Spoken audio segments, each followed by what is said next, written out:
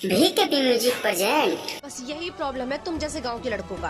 थोड़ा हंस बोल के बात क्या कर लिया, उसे प्यार समझ लेते हो। हद में क्यों नहीं रहते तुम गरीब लोग। तुमने ये सोच भी कैसे लिया कि मैं तुमसे प्यार करूंगी। कभी देखा है खुद को? जितने का तुम्हारा ये घर है ना, उससे ज्यादा के तो मैं कपड़े पहन लेती हूँ।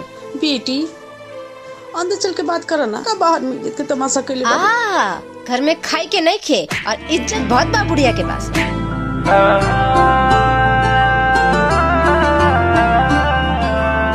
हाँ हाँ हाँ नाम बदनाम तू कराई दिहलू प्यार में, नाम बदनाम तू कराई दिहलू प्यार में। दुनिया के लोग मजा लेते रही हो,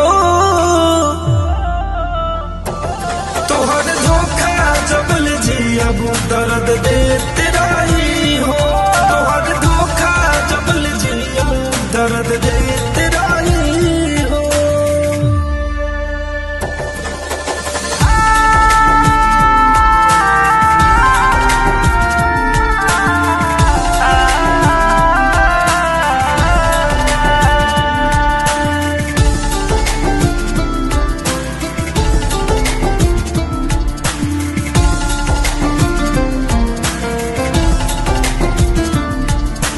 हौसले जान हो जमाना हो गइल, अपन भी लोग अब बेगाना हो गइल।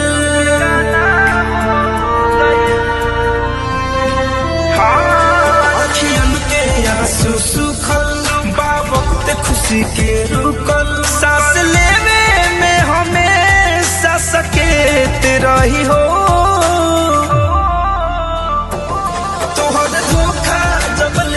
अब दर्द देते रही हो, तोहर धोखा जबल जिया दर्द देते रही हो।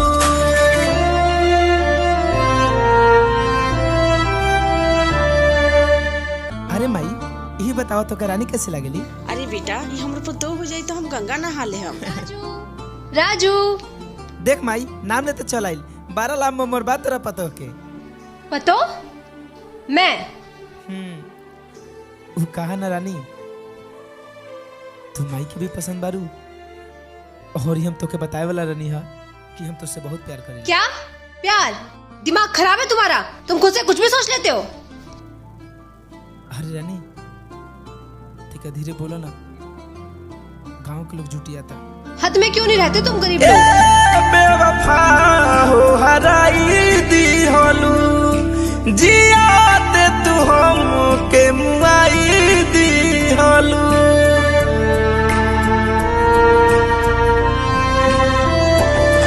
टूटो हमार भरोसा रोब तड़प हमेशा, हाथ में जीवन भरल दारू सिगरेट रही हो, तोहर धोखा जबल जियब दर्द देते रही हो।